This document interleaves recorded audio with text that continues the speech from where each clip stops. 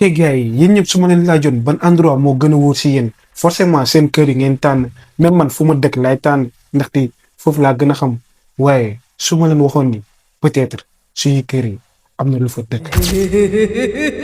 ok gars yi j'espère que yéen a ngi si jàmm ñoo ngi si 17e épisode histoire koor gi pour ñu ko xamul chaque jour dinaa posté benn histoire ba koor gi jeex loolu tax ngeen war abonné wu ngeen activer cloche de notification bi ndaxte loolooy tax à chaque fois su ma dugalee rek YouTube envoyé leen vidéo bi bref. tey andi naa la ñetti histoire abonné yu garaaw ñetti histoire yëpp si biir kër yi la xewee tey dama leen di conseiller ngeen seetaan vidéo bi ay xaaju guddi ndaxte foog naa ni loolooy daak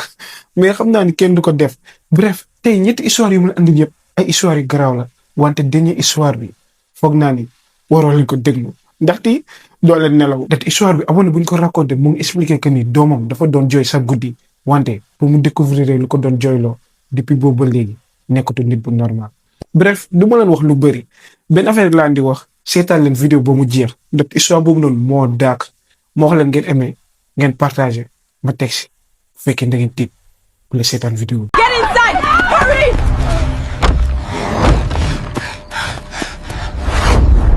Story. nga seetaan vidéo bi. ok pour première histoire bi abonné bu ñu ko yónnee moo ngi koy envoyé ci Instagram comme d'habitude rek bu fekkee ni yéen tamit am ngeen histoire ñëw leen Instagram ngeen partagé ma ko suñ ko gisee rek. après incha allah dinaa ko partage sur YouTube. tey abonné bu ñu ko yónnee nag mu ngi tudd Omar nag mu ngi expliqué que ni moo ngi dëkk si benn kër bu ndaw moom yaayam ak rakam bu góor kër gu normal amul dara lu bizarre ndaxte nee na yàgg na fa dëkk mu ne ba benn guddi lépp fa la commencé ay côté 2 heures du matin fekkante ni dafa doon nelaw rek mu yeewu mu ne mu tiit wante du bruit moo ko yee instant yooyu noonu nee na dafa amoon impression que am na nit bu koy xool moment yooyu noonu mu xippi bëti wante gisul kenn rek ci la ne peut-être dama tiit de Omar ci la tëddaatee mu ne quelques minutes après rek bii ba benn bruit moo ko yee rek bu mu jugee ci la gisee ni buntu bee tijjeeku Omar nee na tiit na trop dafa foogoon ni moment yooyu noonu am na sàcc bu dugg si kër gi ci la jugee commencé di yor mu génn ci biti gisul kenn moment yooyu noonu mu foog ni peut-être yaayam moo ñëw di ko xool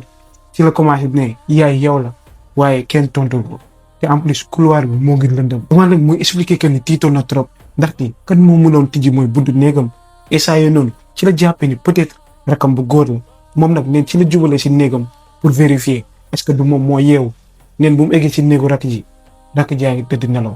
esa yooyu noonu ci tànk gën na ko jàpp waaye ba léegi rek mu ne xaaral ma dem xool sama néegu yaay peut-être moom la mu dem si néegu yaay ji moom tamit dafa tëdd nelaw.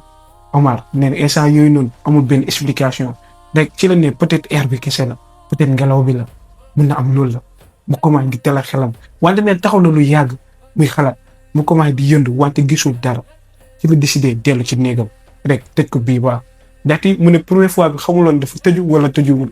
mais noonu la demee tëdd ci lalam ne bu mu tëddee rek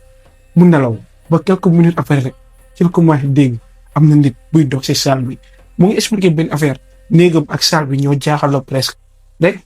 ci la ne bii ba forcément am na nit bu fa nekk forcément sàcc la mën a nekk nee na moom ci la jugee rek mu avancé ci la déggee mooy nit ku nekk foofu noonu moo ngi yot comme si bëggul ñu dégg ko moom mu gën am confirmation que ni forcément kooku sàcc la. am nag nee na mu ngi expliqué que ni dafa tijji bunt bi ak doole pour au moins mu tiital sàcc bi mu daw ndaxte xamul dafa yor arme wala lan la wala ne bu mu tijjee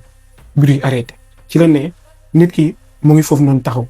moment yooyu noonu ci la taalee mooy lampe ëtt bi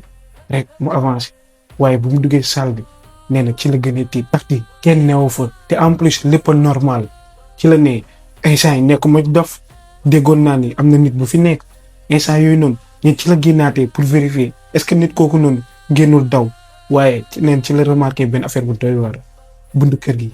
dafa tijjeeku. Omar nag mu expliqué que ni bu mu gisee loolu fitam ci la demee saa si ndaxte. nee na yaayam à chaque fois day tëj muy buntu kër gi comme ni ma la ko expliqué woon moom yaayam ak rakam bu góor ñoom kese ñoo fa dëkk kër famille bu ndaw la ci la ne yaayam à chaque fois day tëj forcément am na nit bu fi nekkoon wala peut-être am na benn affaire bu fi nekkoon. mu ne si saa si mu daw dellu mooy ci néegam tëjaat tëdd wante nee na encore une fois mu commencé déggaat même bruit yooyu noonu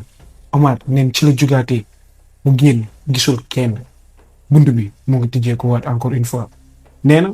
ci la xamee ni lii du nit instant yooyu noonu ci la duggaate ci biir rek mu ne mu tëdd ba lendemain bi mu ne noonu la nelawee bu mu yeewoo mu dem wax ko yaayam wante nee na yaayam lu mu koy tontu bu mu ko raconté histoire bi yëpp moo koy gën a tiital ndaxte yaay da ko ne mais yow looy sonalee sa bopp kër gii nii daa am ku fi dëkk ne bu mu déggee loolu mënu ko comprendre ci la ne loo bëgg a wax mu ne fii nii am na benn affaire bu fi dëkk peut-être jinne la wante xaw ma da di sa guddi damay dégg am na kuy dox Omar ne bu mu déggee loolu tiitaange ci la ko gën a jàppee moom nag ne depuis jour boobu noonu la commencé gën a bàyyi xel chaque guddi am na ay bruit yu muy dégg mu ne buntu kër gi moom yenn saa yi day génn mu fekk mu tijjee ko moom moo ko obligé tëj wala yenn saa yi tam yaayam tëj ko mu ne depuis jour boobu noonu la comprendre que ni ci biir kër gi am na lu ñuy dëggal. gars yi histoire Omar bi lii la jeexee wala ma loolee xalaat ci commentaire yi man moom personnellement lu ma mënul comprendre gene sa kër am na lu fa dëkk léegi doo déménager nga daw wala ngeen jaay kër gi déjà ñii dañoo am fit léegi nag yow wax na ma loolu ci xalaat jàpp ngeen ni mooy lu nekk si kër gi jinne la wala peut-être ñoom tiitaange rek moo la jàpp wala sax peut-être am na nit bu fay dugg peut-être sàcc wala ma loolu xalaat ci commentaire bi ñu dem si deuxième histoire. gars yi pour deuxième histoire yi abonné bu ko dund moo ngi tudd Fatou di ngeen ne man maa joxe tur Fatou mais sérieusement Fatou la tudd nee naa leen Fatou yi ak jinne yi dañu am benn histoire bu garaaw mais bref Fatou nag mu expliqué que ni moom dafa jël benn appartement te day dem liggéey mu ne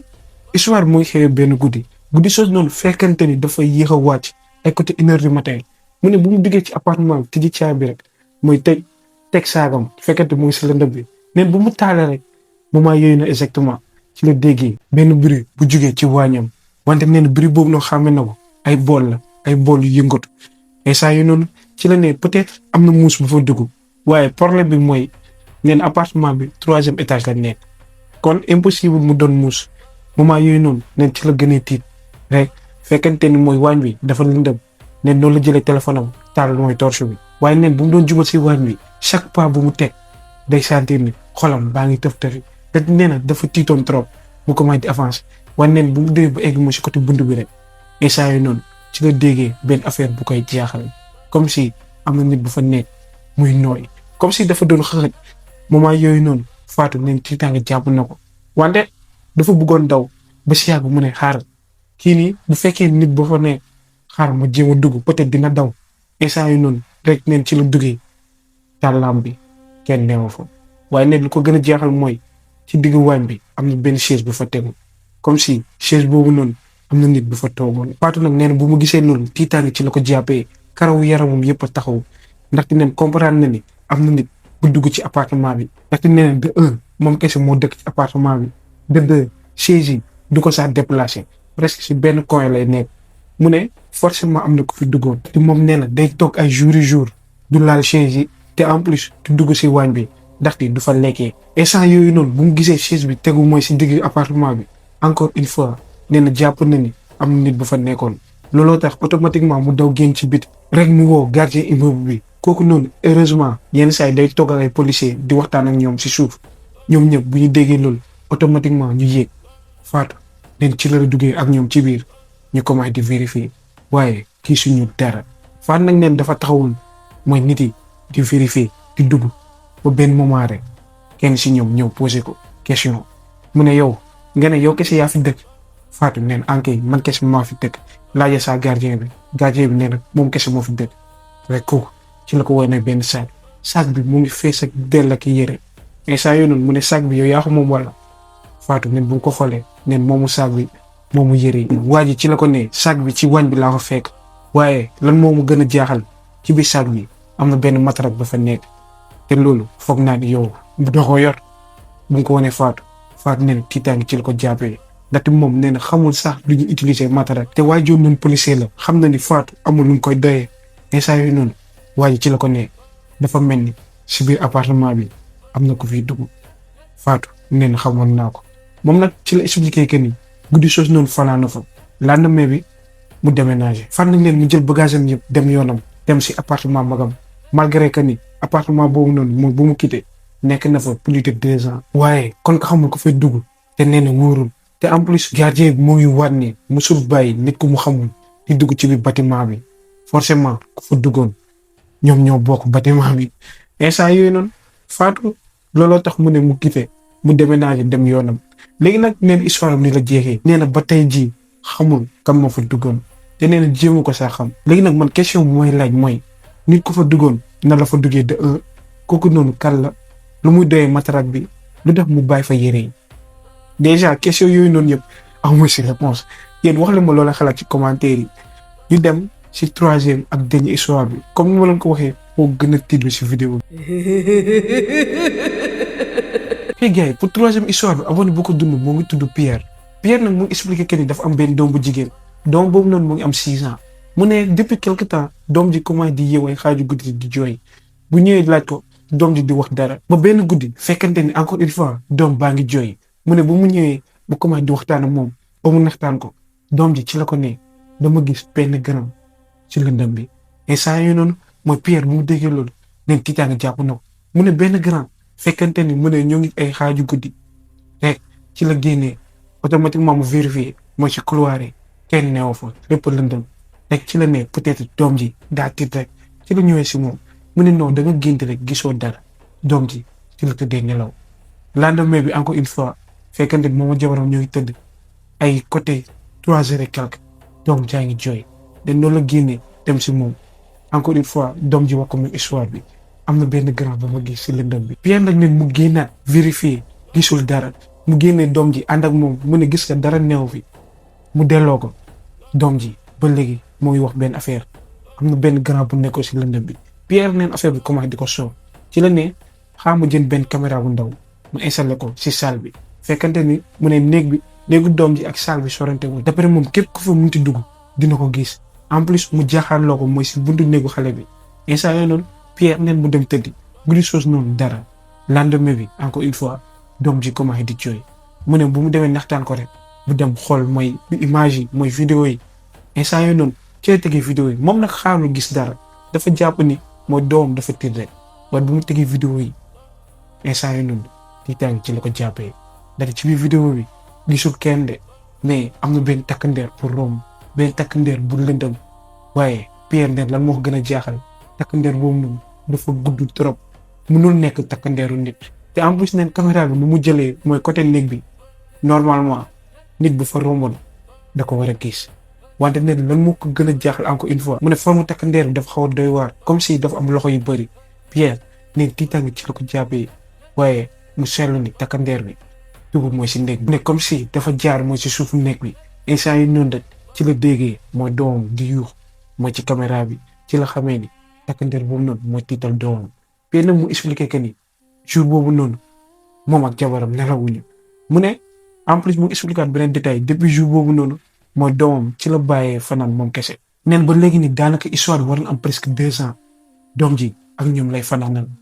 léegi nag takkandeer bi nee na takkandeer bi amul si benn explication moom dem na si borom xam-xam yi yëpp ñoom benn affaire lañ koy wax affaire bii nii ci nen dafa bëggoon dugg sa doom mu ne jëm na aar doomam bi façon bu nekk wante heureusement daanu rab gisul benn affaire bu bizarre si moom te nee na depuis jour boobu noonu doom ji jooyatul mooy bu mu commencé fanaan si ñoom. kenn nag mooy expliqué que ni dafa partagé histoire am ndaxte dafa bëgg xam est-ce que moom kese moom mës a dund lu mel noonu léegi yéen tontu nañ ko ci commentaire yi est-ce que am na yeneen nit yu mës a dund lu mel noonu man moom bu ma gisee genre histoire yooyu noonu automatiquement dinaa ko raconter te en plus muy préciser que ni boo leen déggee seen doom yi di jooy ba ñu wax leen am na lu ci gis déglu leen le plus souvent am na benn affaire bu tiitlu bu leen toog. fi nag gars yi histoire Pierre bi nii la jeexee man benn question laa am takkandeer boobu noonu lu mu doon doyee xale bi takkandeer boobu noonu est-ce que jinne la tontu leen ko ci commentaire yi man loolu rek laa bëgg xam. nag ñu ngi si fin vidéo bi ñetti histoire yi dañuy won ni même si biir kër yi mun nañu am jàmm man dama foogoon ni il faut nga génn di dem ay soirée tout ça mais non même boo toogee sa biir kër dina la jombal en tout cas wax la ma si commentaire yi est-ce que mosu na leen jombal seen biir kër répondre leen oui ou non même bu leen jombalul def leen non au moins ma xam ma dalal sama xel ndaxte man dama ne à tout moment mën nañ ma jombal répondre leen oui ou non bu fekkee mosu na leen jombal def leen oui kese su ma duggee si commentaire bi ma posé la question bi peut-être nga raconté ma bu fekkee non sama xel gën a dal. léegi nag ñu ngi si fin vidéo bi bu leen fàtte aimer ngeen partager ngeen tontu encore une fois oui ou non dinaa lire commentaire yëpp. ba suba incha allah na jàmm yàgg si.